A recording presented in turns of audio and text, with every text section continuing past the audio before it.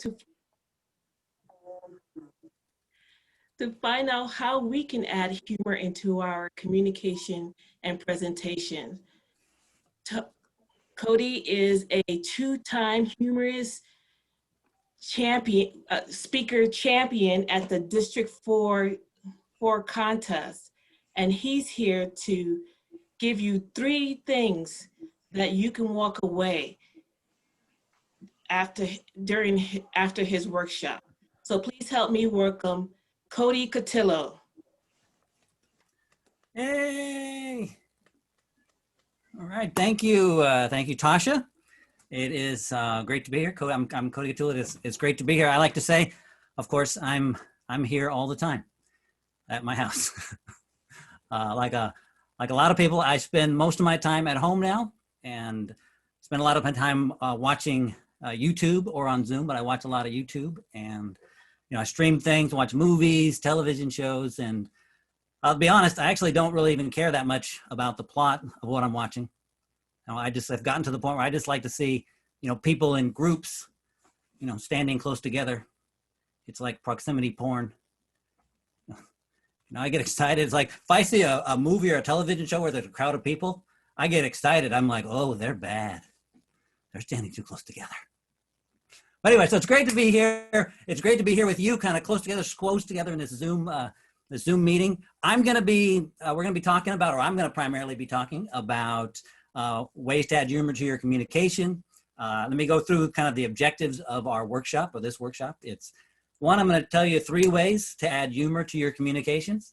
I'm going to explain how to develop confidence so that you use humor in your communication. And then as a kind of a side benefit or a side note, I'm going to tell you about why it's better to use this thing called a self-accusation rather than self-deprecation in your humor.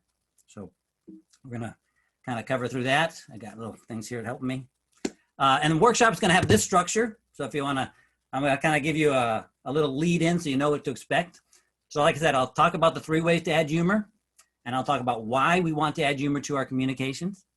Then I'll talk about playing the guitar, but I'll tie that into humor and building humor skills.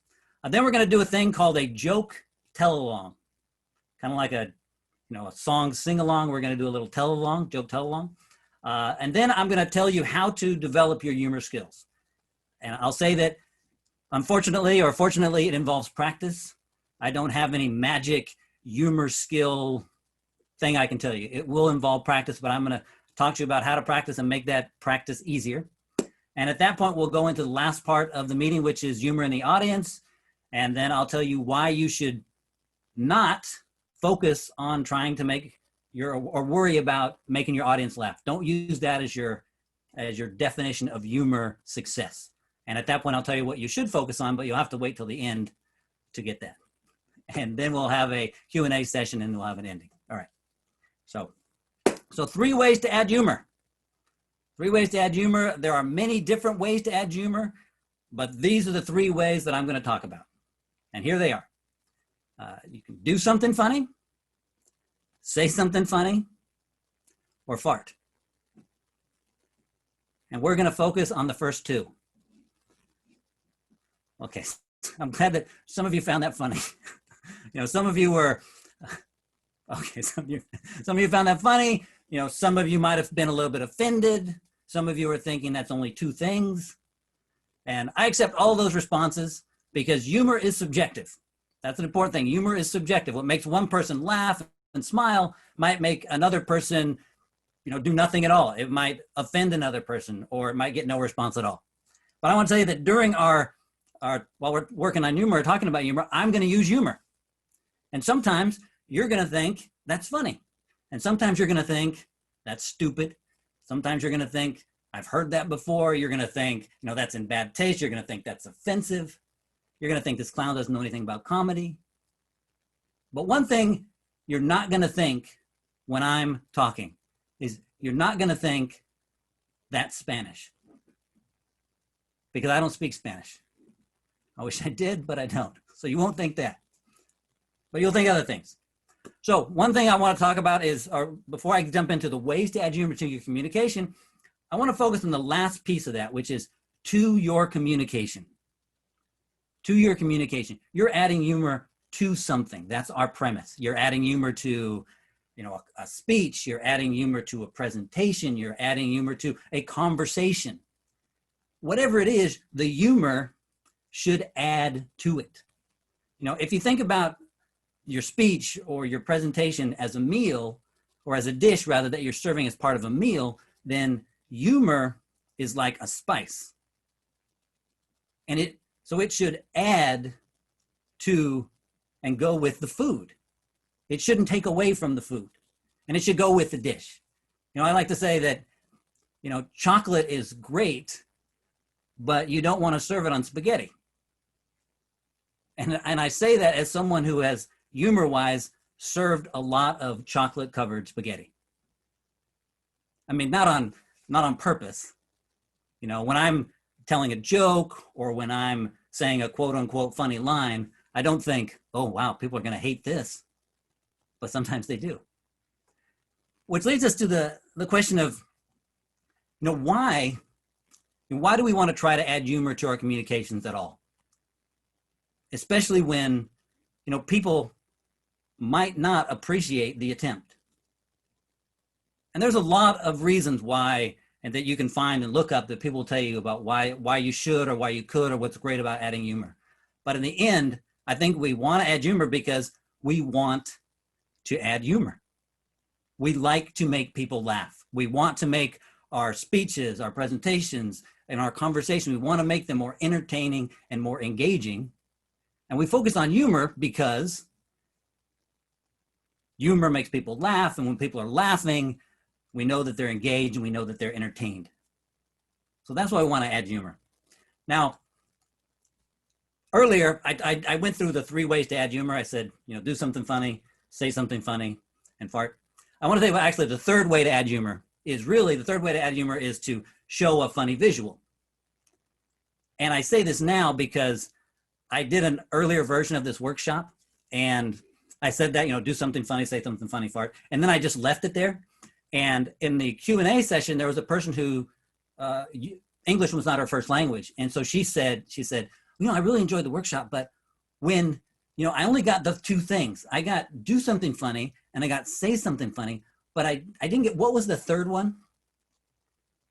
And so I was like, well, it was, well, I was trying to, it was a joke. I didn't want to make her feel bad for not understanding, but like, it was a joke. It's like when you pass.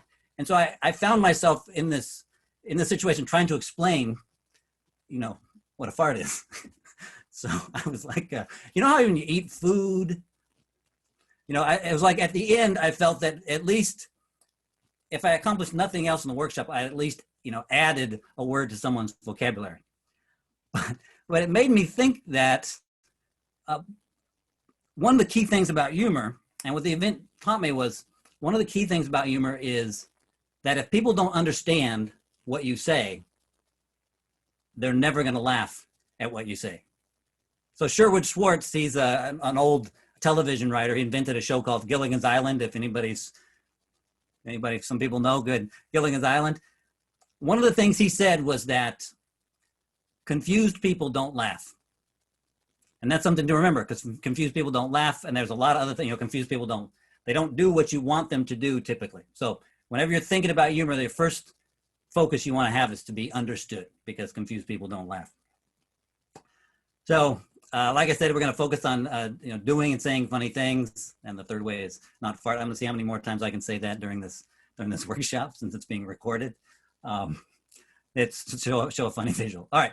So now I could tell you about how I learned how to do and say funny things, but instead I'm going to talk about learning to play the guitar, which I've been doing for the last few months and 37 years. I started, although I play like I've been playing the last few months, I started learning how to play the guitar when I was in high school. And I've started and stopped a bunch of times since then. I've always kind of envied musicians, because, you know, musicians, they can write songs about the people that they love, and comedians can't write jokes about the people they love, or else they become the people that they used to love. It's like, I wrote a joke about you. you know the word celibate? Now that's what that happens. Anyway, but as a comedian, I've always envied them, because with music, the more that you hear a song, the more a song is heard, it becomes more popular. You know, at a concert, if a band starts playing a song that people recognize, they cheer. You know, the people sing along. You know, the band can even stop playing and let the audience or the crowd sing. And that does not happen. You know, that doesn't happen for comedy. You know, when you start, if you're at a comedy show and you hear somebody start to tell a joke that you know, you're not like, oh, awesome. You know, nobody cheers when someone says, you know, Santa Claus and Bigfoot walk into a bar. It's like, wow, Santa Claus and Bigfoot. You know, with humor, it's the unknown and the surprise that people like. It's the, you know, the audience wants humor to feel unplanned, spontaneous, and new. It's what I've always heard. And I think that's the common wisdom. But I've recently started thinking that maybe that's not the case. You know, I want to know, because if humor is supposed to be spontaneous and new, then how can we have favorite jokes? You know, why is it that when my daughter and I, you know, watch a television show that we've seen dozens of times, why do we still laugh at those scenes? And it made me think that maybe, you know, music and humor have more in common. And so it made me start thinking that maybe, you know, what I'm learning as I'm trying to learn to play the guitar could be applied to learning some humor skills. And so that's part of what we're gonna do here tonight. And the main thing I want you to get out of that is this idea that humor is a skill, just like guitar playing is a skill.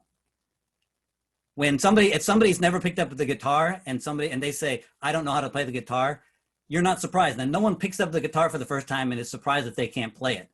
Similarly, if you start using humor, if you've not used it in your life, or even if you have a lot, you'll recognize that, you know, you should not be surprised if at first it takes a little bit of work to do it and to get better at it. So it is a skill. So we're going to see how we can do it. So one of the things when I started to learn the guitar is the first thing you learn is some basic chords. I learned some basic chords, and I think a lot of people do this. You learn some basic chords, then you can string some basic songs together. You can play simplified versions of songs.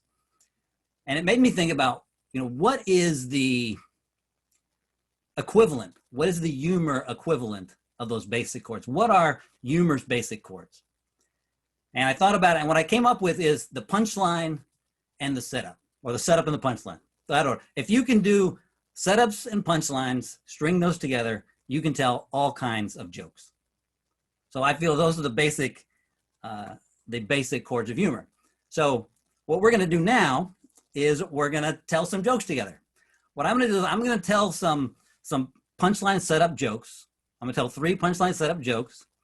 And then what we're going to do is we'll tell them together. I'll put the text of the jokes in, I'll show the text of the jokes in so you can read them, and we'll go through them and tell them together. Unfortunately, you'll have to stay on mute, because otherwise it becomes a complete disaster, but we'll tell them. All right. So these are 2 jokes that I wrote, and 1 joke from a comedian named Laurie Kilmartin, who's very funny, that some people on this call know. So the first one is this. In my high school yearbook, I'm listed as most likely to succeed and most popular. So as you can probably tell, in high school, I was on the yearbook committee. Okay, joke number 1. All right. So the second joke is this. It's about self-driving cars. The joke is this. So the other day, I figured out the difference between self-driving cars and self-crashing cars. Not enough. Okay, joke number 2. All right, here's a third joke. This is from comedian Laurie Kilmartin. A very funny person. So this joke is this. It's about parenting. If you're not a parent, and a lot of parents worry about how much they're going to love their kids. It says if you're not a parent and you're worried about how much you're going to love your kids if you have them, just think about how much you love your pets, and multiply that by 0.7.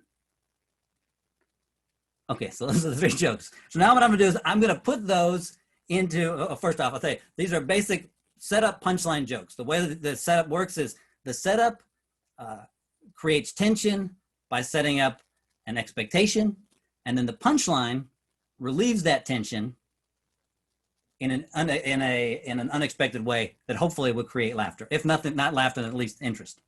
All right, so let me see if I can share my screen here.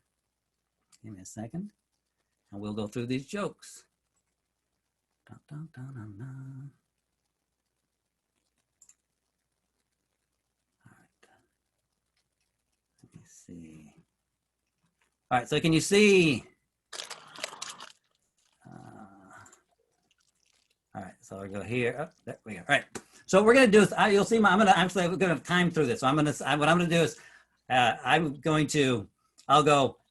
go through it once. What I'm gonna do is you watch my hand. 1, 2, 3, and then we'll pause after the setup. So you can, yes, go ahead and stay on mute because otherwise it messes everything. Anyway, here it goes. So I'll do it once and then we'll do it together. So 1, 2, 3. In my high school yearbook, I was listed as most likely to succeed and most popular. So as you can probably tell, in high school, I was on the yearbook committee. So we'll do a little pause. So ready? We'll go 1, 2, 3, and so we'll go on what would be 4, because that's like music. All right, here we go. 1, 2, 3. In my high school yearbook, I was listed as most likely to succeed and most popular. As you can probably tell, in high school, I was on the yearbook committee. I didn't see a lot of people doing it. Okay, go ahead, just tell along with me. We'll try it again. So ready? 1, 2, 3. In my high school yearbook, I was listed as most likely to succeed and most popular. As you can probably tell, in high school, I was on the yearbook committee. Okay, thank you. All right, so we'll go to the second one now. Self-driving car, much shorter. Here we go. I'll tell it once and you tell it with me. Okay. 1, well, this time we'll do it faster. 1, 2, 3, 4. The other day, I figured out what the difference is between self-driving cars and self-crashing cars. It's not enough. Ready? Then we'll go fast. Ready? 1, 2, 3. The other day, I figured out the difference between self-driving cars and self-crashing cars. It's not enough. All right. Thank you, Janice. All right. One more time. 1, 2, 3. The other day, I figured out the difference between self-driving cars and self-crashing cars. Not enough. Not enough. Okay. And here's the last one. This is from Laurie Kilmartin. Here we go. I'll tell it, and then you'll tell it with me. 1, 2, 3. If you're not a parent and you want to know how much you'll love your kids if you have them, just think about how much you love your pets and multiply that by 0.7. Okay. Here, we'll try it one more time. 1, 2, 3. If you're not a parent and you want to know how much you love your kids if you have them, just think about how much you love your pets and multiply that by 0.7. Okay. Thanks for doing that. And and then I have some more jokes we'll talk about in a minute. So I'm going to stop sharing and we'll come back. All righty. So as I said, those are basic punchline setup jokes. One of the keys when you're doing a punchline setup joke is to not look ahead. You don't want to look ahead to the punchline. You want to focus on just being in the moment as you do the setup, and then you just get through it. You get to the punchline. You don't need to. People talk about punching it like you need to say. You don't need to say Laurie. You don't need, and then multiply it by 0.7. It's people talk about it being a punchline, but you don't need to make it a punchline. It's actually you just want to stay in the moment. The punchline hits, and then people will take an instant, and then they'll laugh, or they won't laugh. But you don't need to punch it up. You don't need to anticipate it, because if you start anticipating the punchline and you start anticipating a laugh that might come, then the audience starts looking ahead too, and then they don't end up laughing. And they might not end up laughing anyway, but we don't want to worry about that. All right. So as I said, with the punchline setup, the setup creates the tension, and then the punchline resolves that attention in an interesting way that kind of makes sense. So, all right. So coming back to playing the guitar, like I said, the chords, you learn some basic chords and you can play a lot of songs. That's the beginning. You play some simple songs. But with the guitar, what you do is you continue to practice. You start to learn new things, additional things on guitar. You learn more chords. You learn different chord voicings. You learn scales. You learn how to play melodies. You learn different licks, different guitar ideas. You learn different strumming patterns. And all that begins to add and make your playing more interesting. So that you start to actually sound kind of like the real musicians that you listen to on the radio. And comedy is similar. With comedy, there are things that you can add to your comedy that make like a simple setup and punchline joke more interesting, or that enable you to express more interesting comedy ideas, more complex comedy ideas that don't necessarily fall directly into that, setup punchline structure. Although I'll be honest, when you break things down, almost everything falls into that setup punchline structure. All right, so the additional humor skills that we're going to talk about now are things like adding emotion and attitude when you're expressing humor, or adding additional characters, or adding storytelling elements, using different energies, manipulating your voice, your vocal variety, your gestures, your physicality. And anybody who does, and if you do Toastmasters, you know that these are some basic communication skills, but comedy is a great place to work on them and to implement them. So what we're gonna do now is do another version of our joke tell along. This is gonna be a little more. Really, hopefully you'll do this again. We're gonna work on emotion, attitude, additional characters, storytelling skills, different energies, manipulating your voice, vocal variety, gestures, and all those things. So we're gonna add these things to our comedy. All right. So here's 2 more jokes. Again, these are some jokes that I used to do when I was doing comedy full time. All right, so here we go. So I used to hate going out and trying to meet women in bars. I remember one time I met a woman in a bar and I told her I was a comic. And the first thing she says to me is, "Okay, make me laugh." And I thought, damn it, I should have told her I was a gigolo. What? All right, here's the next joke. So once when I was performing in Louisiana, I decided to try to bond with the audience by showing them how much I knew about their state. So I was like, how is it that you pronounce the name of the capital here? Is that New Orleans or Nolans? And somebody yelled out, "It's Baton Rouge." And I was like, wow, what an odd spelling. Okay, that's the whole joke. Wow, what an odd spelling. So with the, I'm going to share those jokes so you can take a look at them. And then I'm going to talk about them for a second, and then we'll go ahead and try to tell them again. All right, hang on a sec.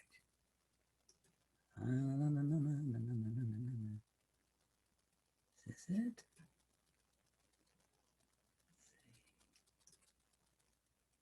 Yeah. All right. Cool.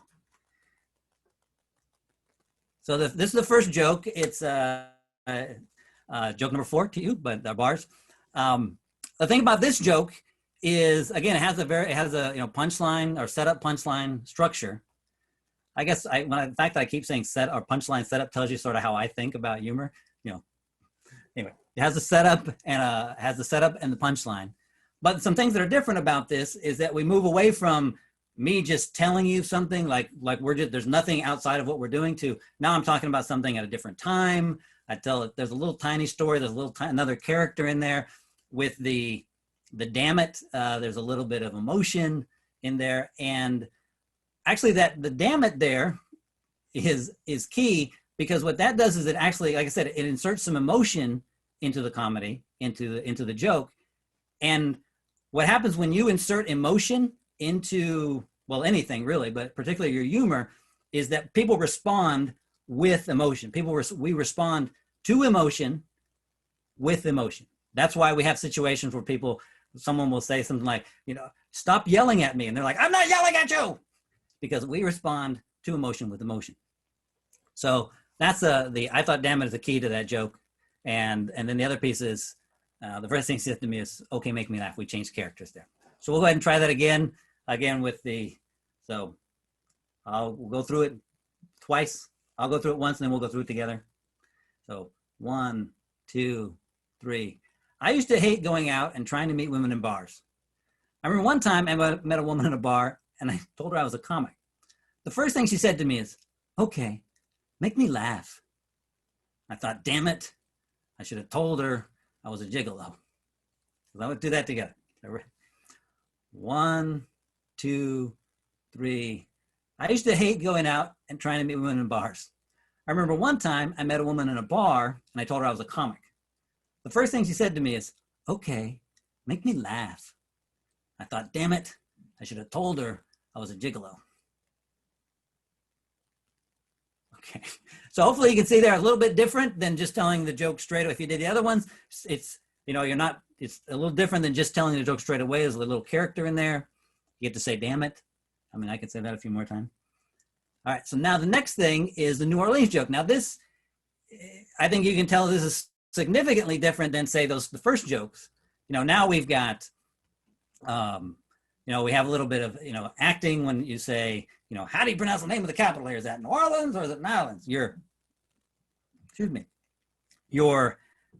actually talking to an audience that's different from the audience that you're speaking to. So I'm performing, but it's to another audience, a little storytelling technique. You've got a much bigger character. You know, somebody yelled out, it's Baton Rouge. You get a little bit of physicality, kind of, and then you've got the wow, that's an odd spelling. And what happens here is that you have where you're saying you've got this kind of high confident energy at the beginning. How do you pronounce the name of the capital here? And then you've got the character, and then you've got a lower energy at the end with, oh wow, what an odd spelling. You know, so you're playing with the energy, you're playing some different characters. So we'll do that one again. So 1, 2, 3. Once when I was performing in Louisiana, I tried to bond with the audience by showing them how much I know about their state. I was like, how do you pronounce the name of the capital here? Is that New Orleans or Nolans? And somebody yelled out, it's Baton Rouge. And I was like, wow, what an odd spelling. No, wait, did you guys do that with me or not? I don't know. Anyway, so we'll do that with me. So what we're gonna actually do is, let's not do the whole joke. Let's just focus on saying, how do you pronounce the name of the capital here? Is that New Orleans or Nolans? And have some fun with it. 1, 2, 3. How do you pronounce the name of the capital here? Is that New Orleans or Nolans? All right, let's just say that. Nolans. I want to see everybody's face kind of, Nolans. Nolans. Okay. And then we'll do this one. And then somebody yelled out, it's Baton Rouge. You can do that. Kind of pop up and just, it's Baton Rouge. Baton Rouge. And then, so ready? 1, 2, 3. Everybody at the same time. 1, 2, 3. It's Baton Rouge. And then drop our energy. I was like, wow, what an odd spelling. We'll do that one. I was like, wow, what an odd spelling. What an odd spelling. Cool. All righty. Thank you. I'm going to stop sharing again. Wow, what an odd spelling. Okay. And so with these jokes, we're focused, like I said, when we're telling these jokes, we're trying to focus on the attitude or different energies, the physicality, the vocal variety. And there's two things that happen when we have this type of, these elements in our humor. One is that it makes it more interesting to the audience and gives the audience something to focus on the journey to the punchline, which is where we're going. But the other thing that it does is it gives us, when we're speaking, when we're performing, when we're doing these jokes, it gives us something to focus on. Which is important, because if you can focus on that, then you're not worrying about the audience. You're not worried too much about the punchline or people laughing or not laughing. So, so I have one more joke. I think you're gonna, and I'm trying to think, should I share it? Because I like being able to see everybody. All right, so here's the other joke. It's a little bit longer. The joke is this. I was talking about going out to bars, so drinking smoke. You know, human beings, we are the only animals with vices.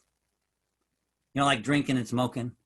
I mean, you're never going to see like a duck smoking a cigarette. You know, it'd be kind of cool to see that though, wouldn't it? You know, just some chain smoking alcoholic duck. see him flying south for the winter. He's got a pack of Marlboros rolled up in one wing, just hacking and wheezing, just, oh man, this sucks. Oh, better. The altitude's too much for him, so he's flying like 6 inches off the ground, beer belly smacking on the speed bumps. During mating season, he's lying to all the lady ducks. He's like, hey, baby, I used to be an eagle. It's like that joke. All right. So really what I want you guys to focus on this time, guess which part I want you guys to focus on? You're right. It's this part. I want everyone to just fly. Yeah, that's it. So we're all gonna fly like a duck. And so what we want to do, we're gonna add a few lines, and then we're gonna fly like a duck, and then we're gonna go, oh man, and then we're gonna fly some more, and then we're gonna say, this sucks, and then we're gonna light a cigarette in the air while we're flying, and we're gonna, oh, better. And then we'll do the last part. Hey, and then we'll do the last part, which is, hey, baby, I used to be an eagle. Right? 1, 2. Hey, baby, I used to be an eagle. All right, this is fun. So, thank you very much for doing that. That's a lot. One of the things I want you to see is that, so we've gone from telling a joke, right, just saying something that's funny, to doing something funny and saying something that's funny. And that journey is something that you can add to your own humor. What you're doing is, what I like to say is, what you're doing is you're building a humor vocabulary, different things that you can do to express humor. Because there's 2 types of things as you work to, I guess, develop your humor skills, however you want to call them. It's, you develop a humor vocabulary and you develop a humor repertoire. So your humor repertoire, that's all the jokes that when someone says, oh, do you know any jokes? You can say, I know a joke. That's all of the jokes that the observations that you make, the observations that other people have made, all those things, that's your humor repertoire. What your humor vocabulary is your humor vocabulary are the skills that you have for both expressing that humor repertoire. I like saying that word, repertoire. I don't know if I'm pronouncing your humor repertoire. And it is the way that it's the vocabulary that you have for translating the things that you see that you think I think that's funny, and being able to translate that into something that somebody else will find funny. And the way that you develop your humor vocabulary and your humor repertoire is the same way that musicians develop their humor, well, not their humor, but their music vocabulary. And that's by, musicians learn to play by, studying and practicing other people's songs. Musicians, like a musician a guitar player will watch someone play and then try to figure out how they're doing what they're doing. You do the same thing to develop your humor skills. And the more that you do it, the more you realize, oh, there's a lot more going on in a joke or a story or in a funny moment than at first appears. And you learn that with your humor vocabulary. And in the beginning, I talked about, I don't speak Spanish. When people are talking Spanish around me, I don't really understand what's going on. And I'm not saying that with humor, when people are telling jokes, you won't understand what's going on. But because if you don't have, the more sophisticated and developed your humor vocabulary is, the more that you'll be able to understand humor-wise the different things that they're doing. So how do you work on it? Well, one of the things with playing the guitar is you should play every day. Play a little bit every day is better than playing, for like 2 hours every once in a while. The same thing's true with your humor, building your humor vocabulary. What I suggest that you do is, spend 10 minutes a day, 5-10 minutes a day watching YouTube. You know that you're probably doing it anyway. Well, watch some YouTube, watch some comedy on YouTube. It could be a stand-up comic. It could be it could be a show that you like. It could be an interview show. They use a lot of humor on interview shows, whatever it is, but probably comedy is the easiest. And watch it and pick out something that someone's doing. Maybe, like I said, maybe it's a change of energy. Maybe it is their vocal variety. Maybe the pacing that they're doing, and pick out something they're doing, and practice it. You'll practice little bits of jokes. Like I have, when I said in the beginning, I did a little thing about how when I see people standing close together, I get excited. I'm like, oh, they're bad. When I do that, I remember there's a movie called Rustler's Rhapsody, and in the movie, at one point in the movie, a character says, the woman says to the man, he's kind of made a little joke, and she says to him, oh, you're teasing me. I like that.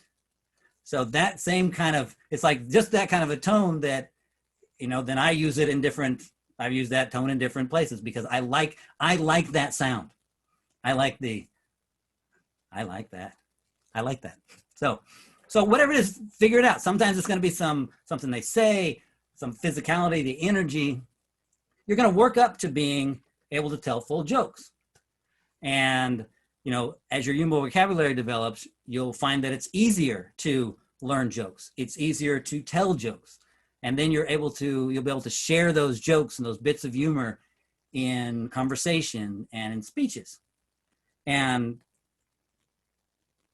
the way that you want to, one of the things is, people say, well, how do I share a joke in a conversation? How do I watch a comedian and then they've done a joke? Should I pretend that that's my joke? Should I wait till the moment when someone's talking about cars and then I should say, oh, you know what the difference is between self-driving cars and self-crashing cars? Pretend that you said it.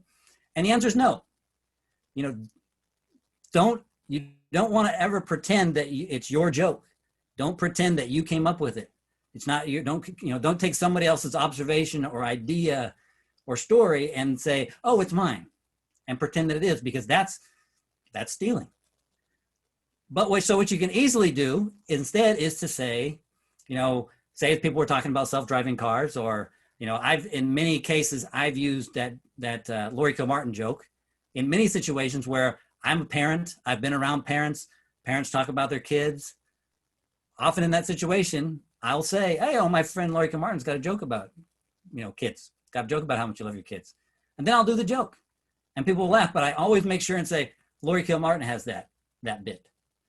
Same thing's true when using someone else's humor in a speech or a presentation.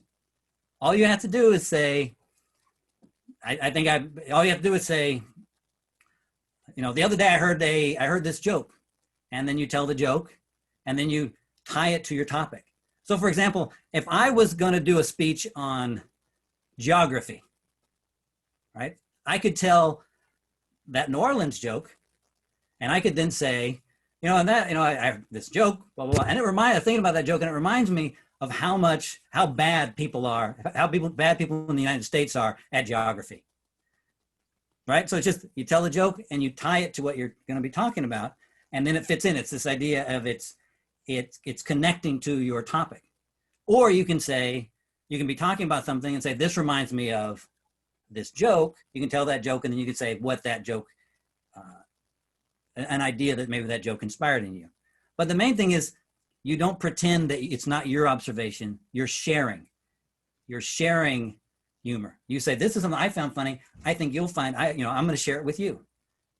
And this is why I'm sharing it with you. So that's what you want to do. Again, you want to give other people credit, and the way it's not hard to do that. You can say, I heard a comedian do this. You can say, if you know the comedian's name, say the comedian's name. But if it's, maybe you don't know the comedian, you can also just say, I heard a comic do this. Or you can just say, I heard this, or I read this, or my friend told me. You don't have to, it doesn't have to be, you're not annotating a term paper. All you need to do is just let people know that it didn't originate with you. And one of the great things about that is, always remember that if it didn't originate with you, then you don't have to worry if they don't find it funny. You just say, well, that's somebody else came up with that. And you're sharing it. You're just sharing it. You're sharing something. And that's the spirit that you want to have. Now, I know that some people here are interested, and they write funny speeches themselves. They're interested in comedy. And so they might be saying, you know, that's all great, but I want to write my own comedy material. I don't want to tell other people's jokes. I want to write my own jokes. And that's great. It's great that you want to write your own jokes. I encourage you to do that. Write your own jokes. But when you're writing your own jokes, you can only write jokes that match the comedic vocabulary that you have. You will never write a joke that you can't imagine yourself telling. And so if you have a very limited comedic vocabulary, you'll end up telling jokes that fit into that narrow limited vocabulary. And that's fine for some people. If, you know, there's plenty of people that are great at this one thing. Most of us, though, it's better for us to have a broader range of things to say. It's like, you know, I only know a few words, but I use them a lot. You know, sometimes it's better to know a lot of words and use them a lot. So, and then the other thing about that I've found and that I believe is that writing jokes does not make you better at telling jokes. You know, I had told jokes, I had been telling jokes for, you know, all of my life before I ever wrote. I was in my 20s before I ever started trying to write any jokes, but I'd been telling jokes my whole life, and I found it really easy to write jokes because I'd been telling them for so long.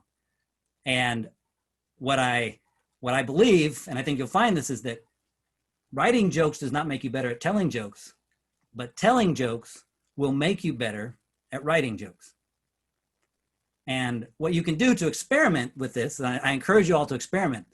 What I want you to do is tonight or sometime in the future, take 10 minutes or an hour and to just write, you know, just try to write things that are funny. Funny ideas that have come to you, maybe a joke, whatever it is. Spend like 10 minutes to an hour writing things down that you think are funny.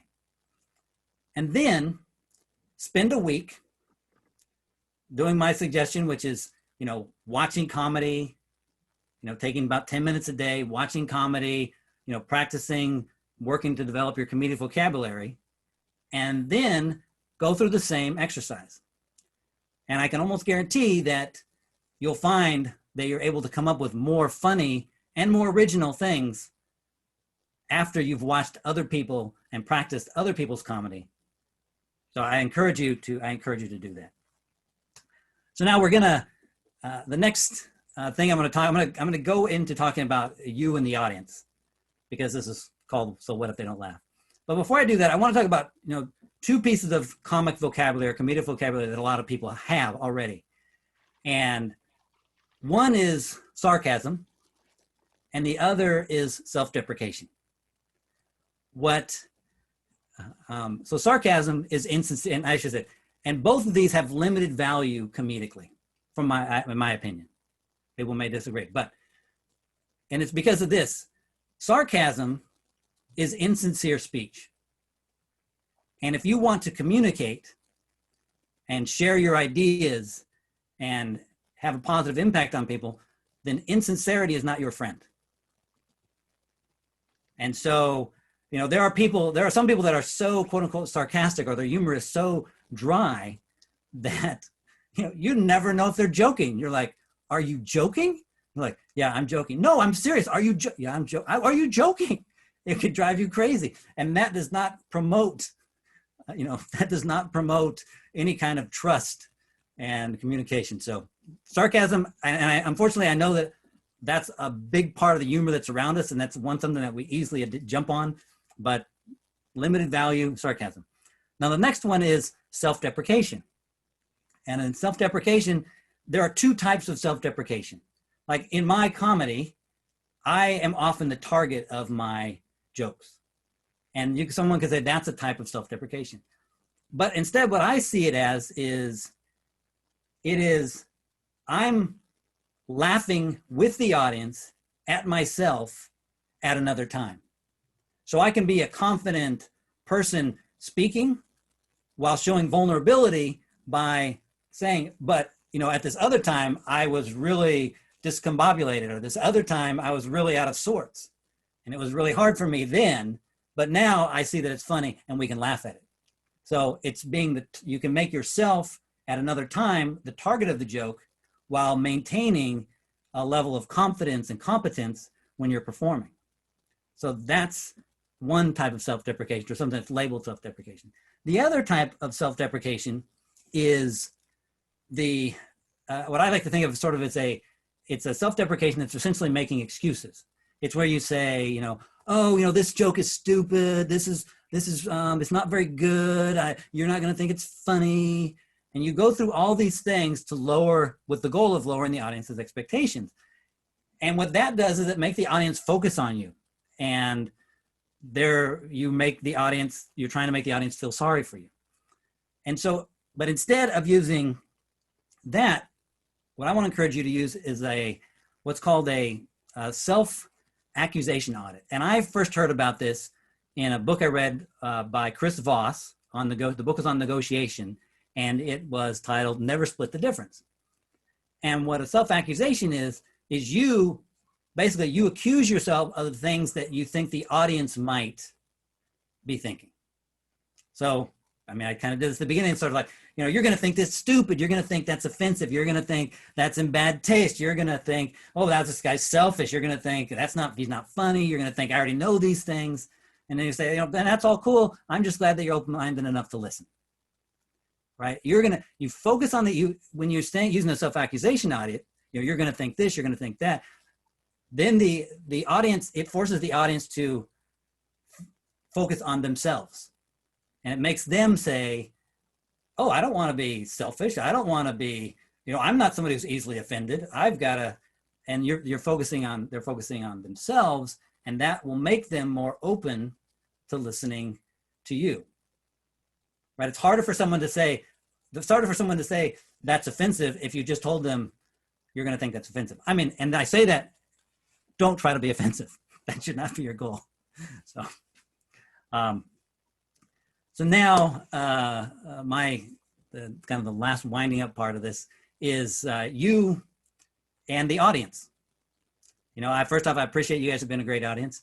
And but the thing I want to talk about with comedy and humor is that we tend to worry a lot about whether or not people are going to laugh. And I know that from myself, and I think that's true of other people. But whenever I think about that, I think of something that Steve Martin said. So Steve Martin, if you don't know, a very successful stand-up comedian, performed, to stadium crowds and just incredibly successful. Well, one of the things he said that there would be times, he said, I would be getting the biggest laugh that you could ever imagine getting. And I would look out at the audience and not see a single person laughing. Because even in an audience of 100 people, they're not ever all going to be laughing. People respond to humor in different ways. You don't have any control over that. Some people laugh really easy. Some people, it takes them, it's really difficult for them to laugh. Some people feel self-conscious and they almost like, even in a comedy setting, they're like, they'll pull the humor down. Sometimes somebody might have heard a joke before, but they still like hearing it. So it's hard sometimes because people laughing tells us that they're enjoying a joke, but we can't assume that people not laughing means that they're not enjoying the joke. And what makes comedy difficult to listen to, and I say it's difficult to listen to because of the things that we say when we talk about comedy. We say, wow, that was so painful. It hurt me to watch that person up on stage. Sometimes it can hurt you to watch somebody that tell a joke and you're like, oh my goodness, it's painful. And what makes it painful, I believe, what makes it painful is that when people tell a joke or they're trying to be funny and that they are expecting a laugh. That they're coming, they're like, they want you to laugh. And we know that we can't laugh. You're watching something, you're like, I am not going to be able to laugh at this joke because I know I'm not going to find it funny, and we feel terrible. That's why there's such a thing as a fake laugh. Why? You want to, ha, ha, ha. We're expressing our discomfort at this person expecting us to laugh when we can't laugh. So when you're using your humor, don't expect people to laugh. Don't set that expectation on them. Don't put that pressure on them. I like to say, I remember the very first time that I was ever performed on stage. I was in the Army, and I only had one joke, and you're going to hear it. I had one joke, and I just thought, I'm going to tell this joke, and then I'm just going to be funny, because that's what had always happened in my life. I had been funny around my friends, and so I would just think of funny things to say. So I told my joke at this kind of it was like a talent contest at a bar thing. I said, my friends drink a lot of beer, and they say they drink beer, but they say it doesn't affect them. They say beer doesn't affect me, but then they end up going out to bars and going home with ugly women. And no one laughed, just like that. No one laughed at all. And nothing funny came to me. So I just kind of stood there. And then someone yelled out, someone said, yeah, that's why you're going home with an ugly woman. And I said, yes, I'll be going home with your date. And that got an enormous laugh. It was just this tremendous, it was just an amazing laugh.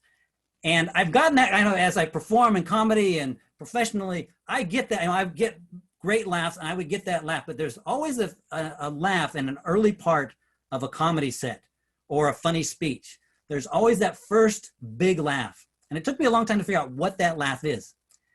But then I figured out what that laugh is relief.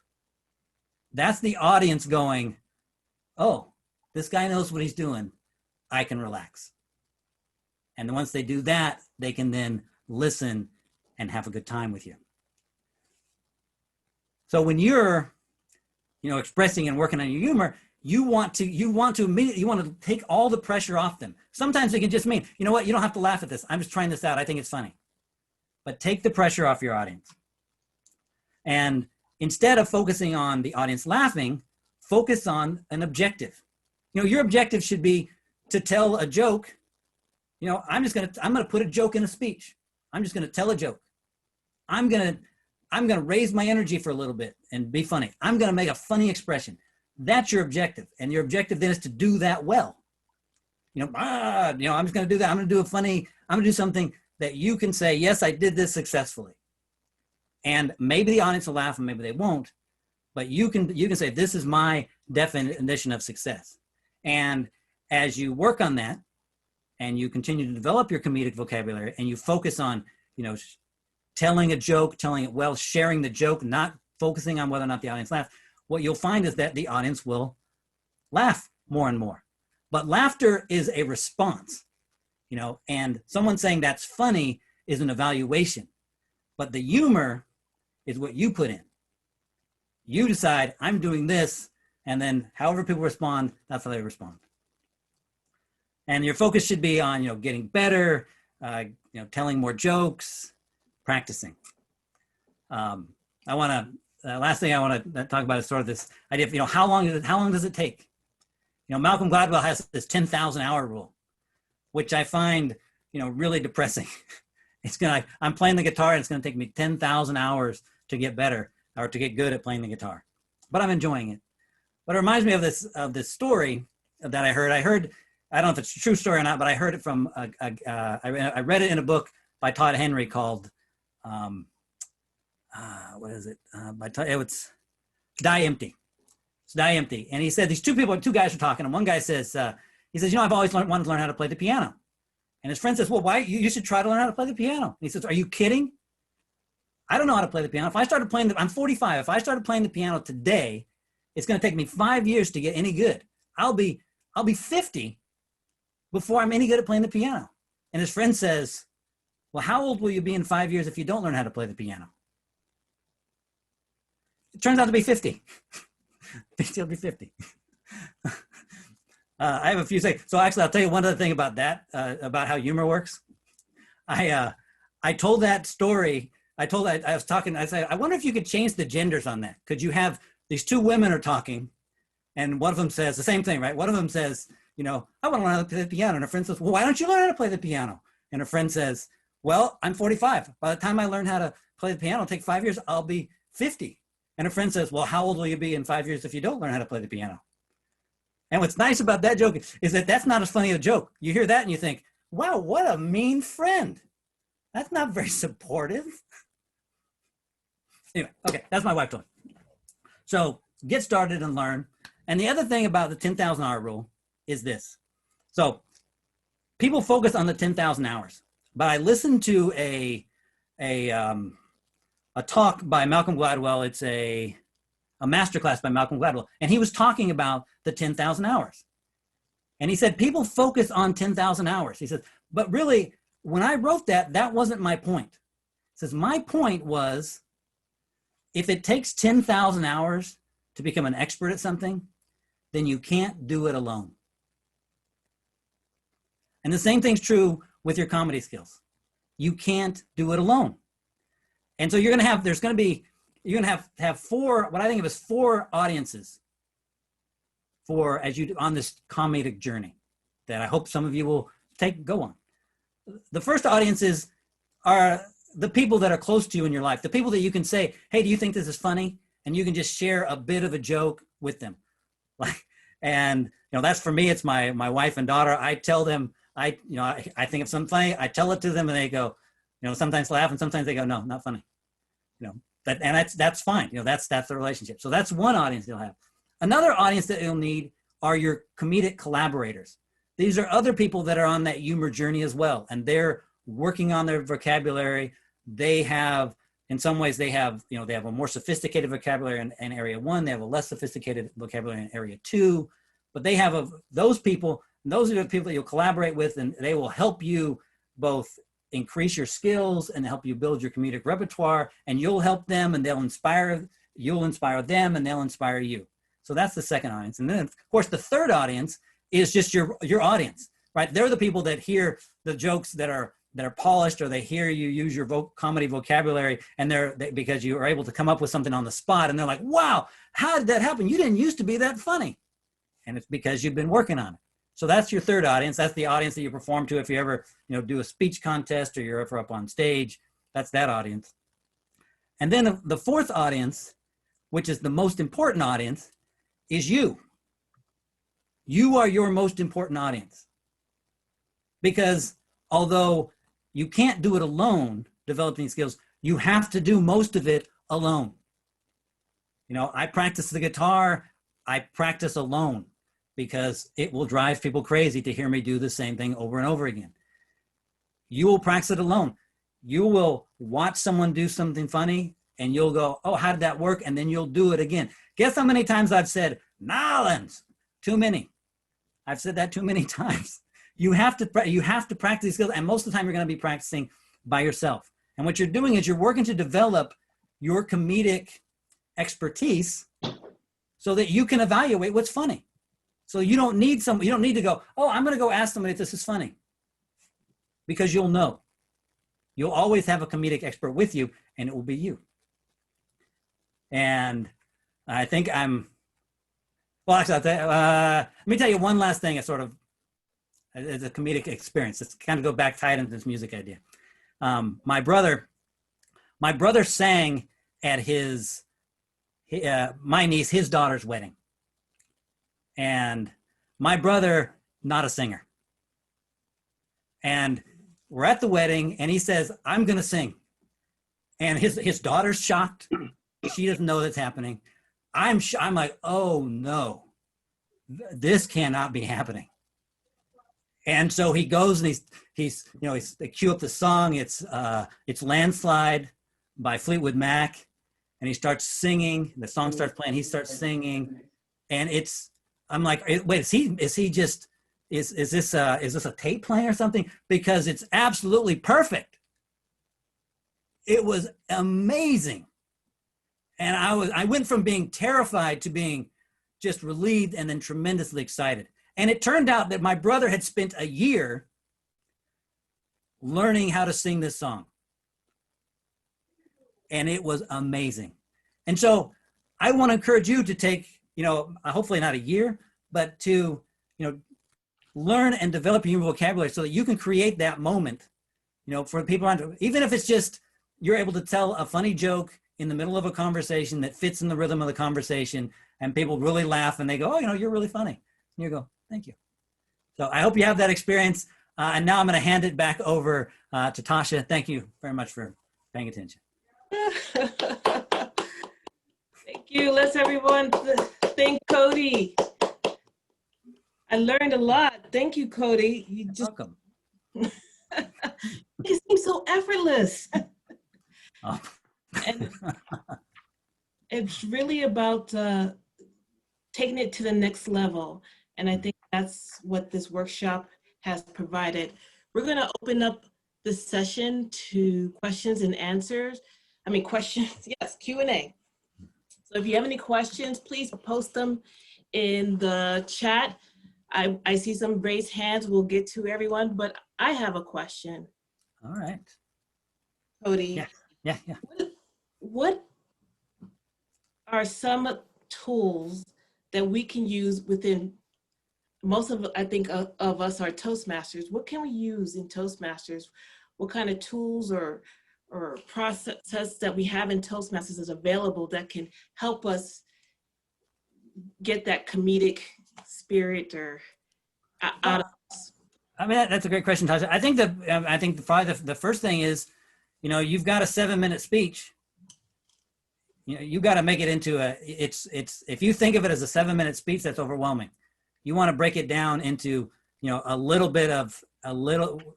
a small chunk where that you can be focused on and in the moment.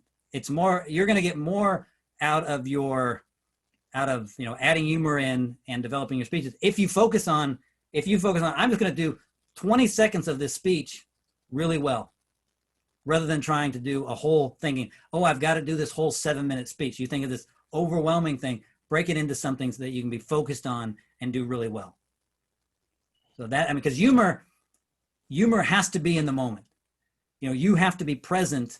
And if you're thinking about the things that you're going to talk about in 3 minutes, or you're thinking about trying to remember specific words that you're going to have to say later on in your speech, you're not in the moment. The audience feels that.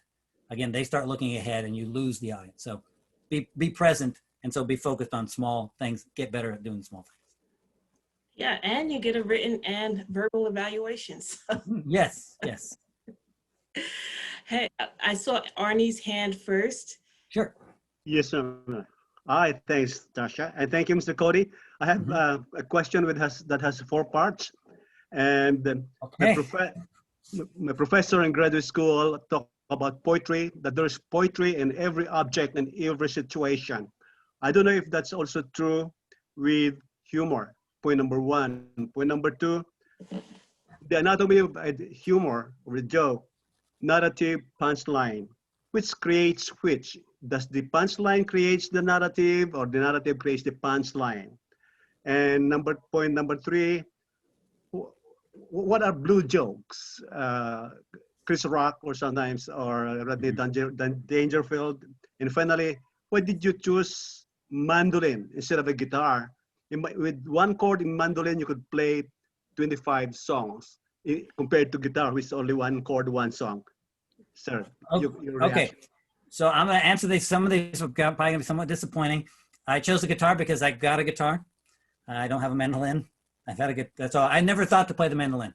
I have a guitar. I've always wanted to play the guitar. I haven't always wanted to play the mandolin, so I focus on the guitar. A blue joke is just a joke that uses, I think of curse words, that maybe it has, so a blue joke is a joke that uses words that curse words.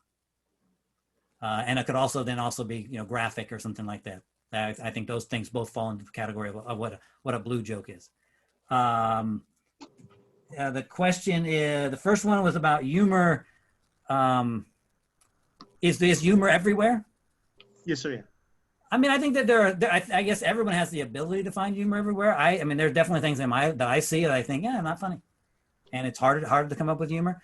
But I think that a very frustrating thing for people is when they see something that's funny and they don't have the ability to express it. So they see something, they go, oh, that's so funny. And then they go to tell their friend about maybe a funny joke they heard or even something funny that they saw, and they find that they can't express it. And so you can see humor, but there's a difference between seeing something funny and laughing at something and being able to translate that into an experience that you can recreate for someone else. Again, that's the idea of developing this comedic vocabulary. I mean, that's my, my skill is not necessarily that I see things I see more funny things than other people do, is that if I see something that I think's funny, I can turn that into something that I can then carry with me and share with someone else. And that's, the skill that I'm talking about, hoping that people develop. And I wasn't sure if the third one was, which comes first, does the setup create a story or does the punchline create the story? Yes, sir, yeah. In a joke, I think the punchline is the setup creates the tension and sets up an initial moment where people might be wondering what's going to happen. And then the punchline will reveal the I guess, give a culmination to the story. So I guess the punchline is what tells people what's happening. But often by the time you reach the punchline, people already know what the story is. So I'm not sure if that's a satisfactory answer or not. Thank you, sir. Thank you very, very much. Thank you. We're going to go to questions in the queue. And Next raising his hand. someone, Marinu, any tips on how to remember jokes? I don't seem to have that kind of retention. I would say, Mary Lou, the thing, you have to practice them. Ultimately, you want to not be remembering jokes. Ultimately, you want to know jokes. And so it's sort of in the same way that if someone says, oh, what did you do yesterday? And you can, or what are you going to do tomorrow? And you say, oh, I'm going to do this, this, and this. You don't have to, you just think about what you're going to do, not what you're going to say. And so you're thinking about what you're trying to communicate. You're focusing on what the words mean rather than the words themselves. And so you're communicating an idea. That's how I think you have to, it's practice and not worrying about remembering, but instead knowing the jokes. I don't know, again, that's probably not that satisfactory, but that's what I try to do. Thanks, Cody. We have one more from the chat, and then I'll take it from one from the audience. Let's see. We have, what was your first stage performance like? Any tips to work the room, manage stage fright, woo the crowd? Well, I told you it was sort of my first time on stage. There was no crowd wooing. There was no, so my first time on stage was, as I talked about, that was literally it. I went up, I had nothing, no jokes, and I told that one joke, and it didn't go well. What I decided, I'll tell you what, I decided after that moment, I decided I was not going to go up on a comedy stage again without material. And then I started writing and I started working on material. So the next time I went up, I had a story that I could tell, also when I was in the Army, and I told that story. And I went up knowing what I was going to say. So if you want, the key to managing stage fright is to be able to be focused and confident on what you're saying. If you think, I don't know my jokes, I don't know what I'm going to say, and I don't know how I'm going to say it, then you should be afraid. You're going unprepared into a real situation. Prepare. That's the way to do it. And what you do is perform on little stages. A little stage is when you say to your friend, hey, do you think this is funny? And then here's the funny thing I heard, and you tell it to them, and they laugh or don't laugh. You build up that skill by talking, and so that by the time you get up on stage trying to be funny, you've practiced a lot. So that's my suggestion. I know it's not necessarily, I don't have or drink. I guess that would be the get really, really drunk. No, I don't. And then slap up your way up there. Sound like much like preparing for a material. I saw Jack's hand up earlier. Jack, do you have a question? Thank you, Tasha. I actually have several. First, number one, who are your no more than four. My favorite comics. I can say my favorite comic right now is Nate Bargatze. I really like him. I watch him and I laugh a lot. A guy named Rory Scovel, a guy named Dana Gould that I've always liked a lot, And then somebody I respected a lot that was a guy named Rick Reynolds. And of course, I'm not popular now to say, but I loved Bill Cosby. And I think I probably picked up a lot of things from listening to him as well. So, yeah. Okay. The second and third question are, number two, how do you deal with low energy audiences? Because I've had a couple of really bad experiences where I got up in front of an audience, and it was actually several comics before me and after me, and nobody would laugh. I mean, it was like a beginning of the week, and it was just like really low energy, and it was just like everybody there was just like dead to the world, and they just didn't want to laugh no matter what. And it kind of threw me off, but it also threw off all the other comics as well. Yeah. So, like, how do you deal with that? And last question is, which format do you prefer for, like, say, like a 5-minute set? Because I like to do story, joke, story, joke, story, joke. But like for stand-up events, it's more like they want joke, joke, joke, joke, joke, which I think doesn't really work for Toastmasters. So my two questions are: how do you deal with low energy audiences, and what is your format for telling jokes? Do you like story, joke, or joke, joke? Let me. I think I'll try to address what I try to do, like for a 5-minute set is, and these things are kind of tied together. Is I try to have a chunk of material worked out that has some relation to each other. If I just have jokes, ideas, like in an open mic situation, or I just have some joke ideas, what I'll do is I'll have them written down, and I will just read them out. I might kind of read them and half perform them if I'm trying to work out material. If I'm doing an actual set, I'll try to have a unified chunk so that it does not feel that disjointed. And the reason that I read the jokes out is because when I'm using notes, is because when you read a joke out, you're making it clear to the audience that it's about this joke on this piece of paper. It's not about, I'm not trying to, you're not validating me. You're not judging me if you don't laugh. It's this joke on this piece of paper.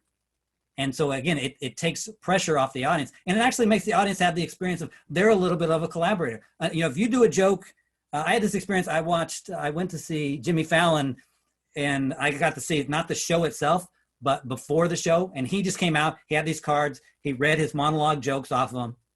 And then when I got to see the show at night, it felt like, we were there. It's like, we laughed harder when he was doing the joke than the audience, or, we saw how he changed it. We felt like we were part of that experience. And when you read jokes off and you're just trying things out, you give that to the audience. You make them a collaborator.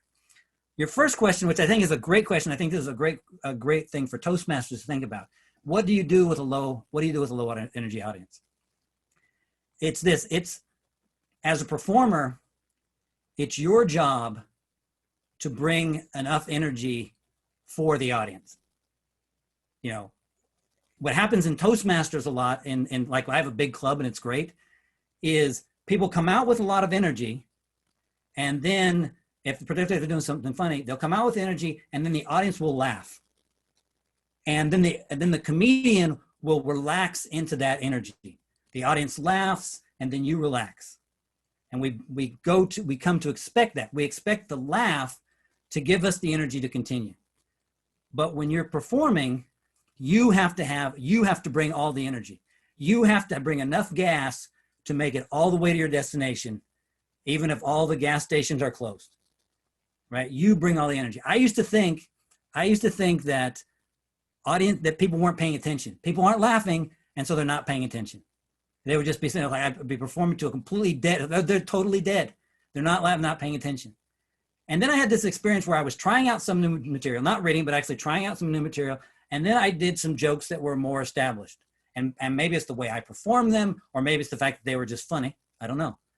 But I did those jokes, and nothing from the audience. I did those jokes and got a big laugh. And I realized that they had to be paying attention the entire time. In order for them to laugh at any joke, they had to be paying attention the entire time. So the way you deal with with a low energy audience is that you focus on being funny. You focus on you focus on entertaining them and turning them into an audience. And you don't worry the fact that, you know, all they're doing is they're just not laughing. You know, and if what you're going out there for is, if you're going out there with the expectation of them that they're going to laugh and that they're going to find that funny, that puts pressure on them and they're less likely to do that. On the other hand, if you go up there and just be funny and you're sharing your humor with them, then I think you'll find that even if they don't laugh, you'll have a better experience and you won't walk away going, oh, they didn't laugh, I wasn't very good. Instead, you'll go, you know what, I performed well. That was good. And people will come up to you and say, you know, it's often they'll come up to you and say, you know what, you were really funny. I don't know why they weren't laughing.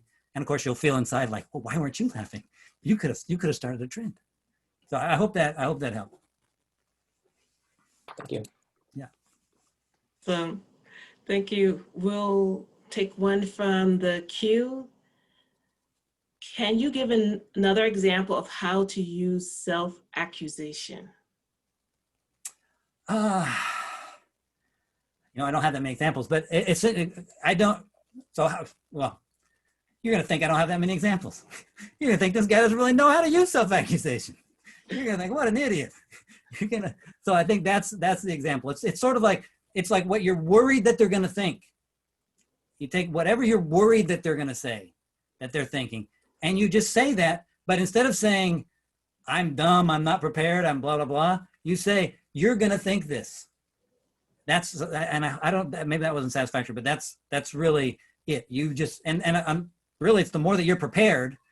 I think I would use self-accusation in situations where I'm thinking that the audience, like I might be saying something that I need the audience to be willing to listen to.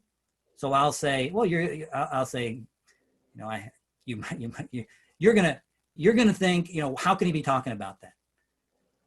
And that hopefully gives me enough of an in. They give me a split second longer before they start judging that they can actually listen to what I'm saying and hopefully hear the humor in it. So I'm hoping that answers the question. I think so. We'll have one more question, or maybe two. Okay. Comedy is really about timing, setup, pause, punchline. How do you develop comedic timing? I'll pause for a long time. It's practice.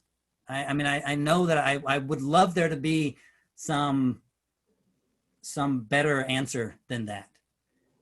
And I'll be honest, you know, there are things that I have found funny that it's, you know, I found funny because when I said them, it took me just a split second longer to think of the next thing I wanted to say, and people laughed in that split second. And you realize, oh, that's what the timing is.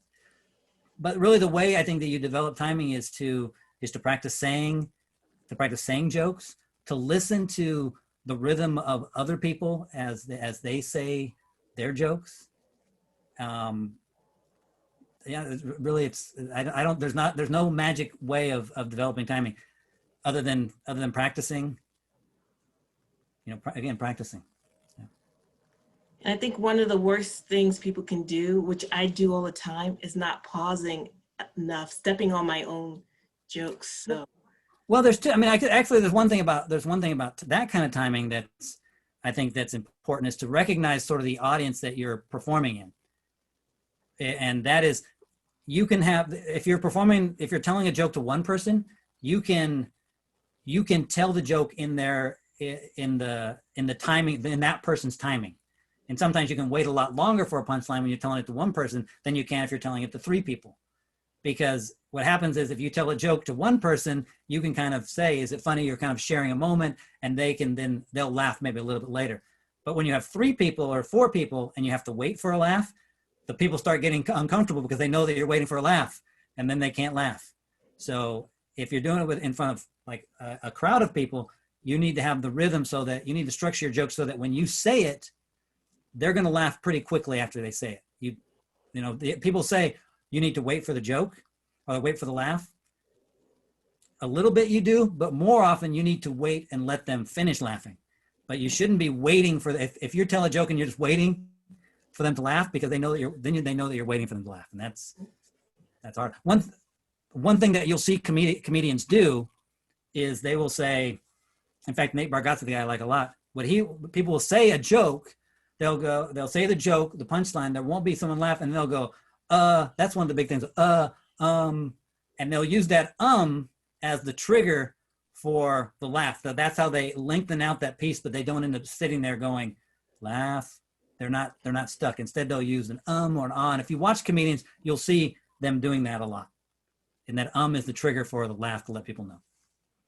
That hopefully helps. Got some homework to do. Yes, that's right.